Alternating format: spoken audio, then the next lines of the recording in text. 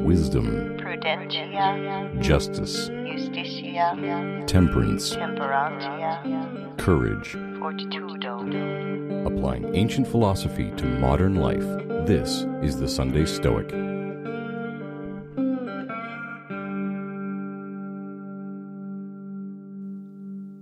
Welcome all to the Sunday Stoic podcast. This is the 5th anniversary of the podcast.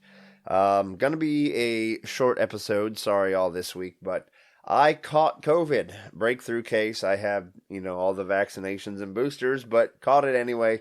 Not a terrible symptoms, but kind of waylaid me here this week. And so going to do one reading this week from Marcus Aurelius. This week, Marcus continues on his themes. We've talked about how he has continuous themes throughout, and the theme this week is change. That change is inevitable, and we have to accept change as something natural and something that's not bad. And that's something that we should keep in mind when podcasts come and go, and when loved ones come and go, when world situations change.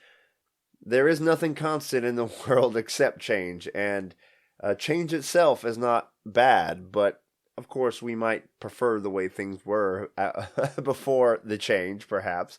That may give us an impetus to act to cause yet further change in the future. Next week, I will be interviewing Karen Duffy about her new book, Wise Up. So if you have any questions you would like me to ask her about the writing process, about applying Stoic philosophy to modern life, etc., shoot me those pretty quickly, sundaystoic@gmail.com, and I will try to work them in to the interview. So, without further ado, let's hear from Marcus Aurelius.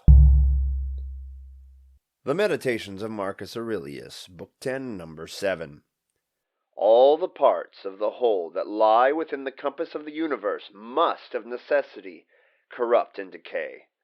By corruption, I mean only alteration. Now, if this be an evil, and a necessary one, by consequence the whole of nature must be in a bad condition, by having the parts so splendidly put together, and so very liable to destruction. And if the case stands then, nature must either design unkindness to the parts of her own body, by making them subject to unavoidable evil in doing or receiving, or else have these things come about without her knowledge.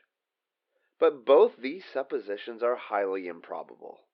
Now, if any man has a mind to drop the term nature, and affirm that these things are naturally produced, he that affirms this does but expose himself, by granting in the first place that the parts of the universe are made for alteration, and the wondering and complaining as if such accidents were unnatural and extraordinary, especially since things do but return whence they came, and are dissolved into their first principles.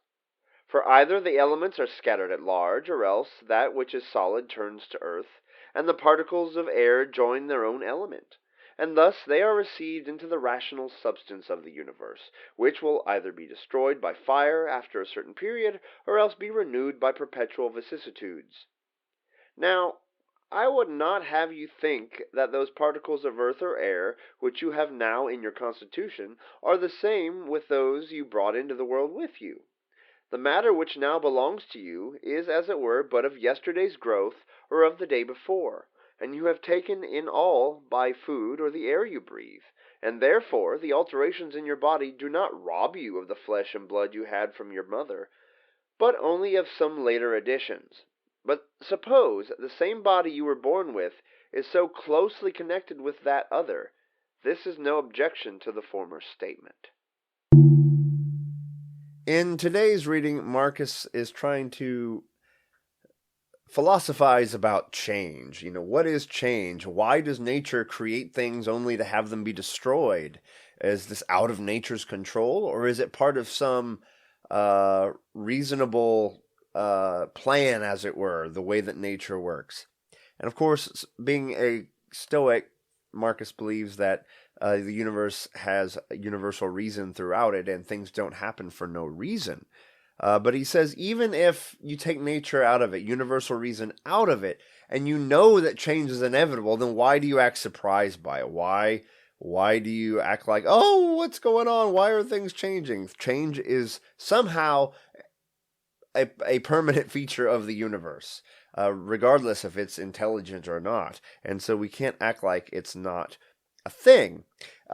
He believes that things are not harmed by dissolution. People, and he's mostly talking about people here, but he's talking about it kind of generally at first. But people are born, people die, they break down into their fundamental components, and they are recycled again. And according to Marcus, this is just the way things work. It's not an evil. It is just basic change. He even says that even the universe itself, according to the ancient Stoics, undergoes these periods where the whole universe is filled with fire, destroyed, and starts again. He says, or else it's just a perpetual change of atoms combining, the Epicurean view as the other view he postulates here as being a possibility. But either way, he doesn't see why we should be afraid of change. And he goes on to say even a lot of your body right now is stuff you just added yesterday with your breakfast, with your supper, or the air you have just inhaled. That change doesn't change who you are. You are still you, even though you experience change. So don't fear change. Don't fear what happens upon death. It is just a natural process. And it appears by his last statement that he's saying something along the lines of, there's something fundamentally you, even though parts of you change, age, there are new particles making up parts of you. There's still some fundamental thing that is you, according to Marcus, with that last statement. Whether that be a soul or fundamental character, I don't know. But we need to keep this in mind when we get stuck in a rut, especially when you start getting older. And, well, what's this new music? Why is there now a Walmart where there used to be a farm? Why is gas so expensive? What is going on here? Things change. We have to accept and predict. We can't predict everything that will change and how it will change, but we can certainly predict that things will change.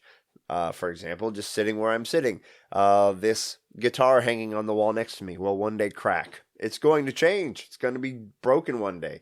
The microphone I'm talking into will one day malfunction. The guy I'm looking at in the mirror right now is going to lose even more of his very thin hair. It's going to happen. Things are going to change.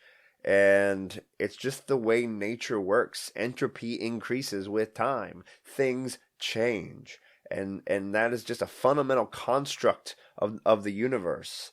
It's how the universe works. It's part of the process.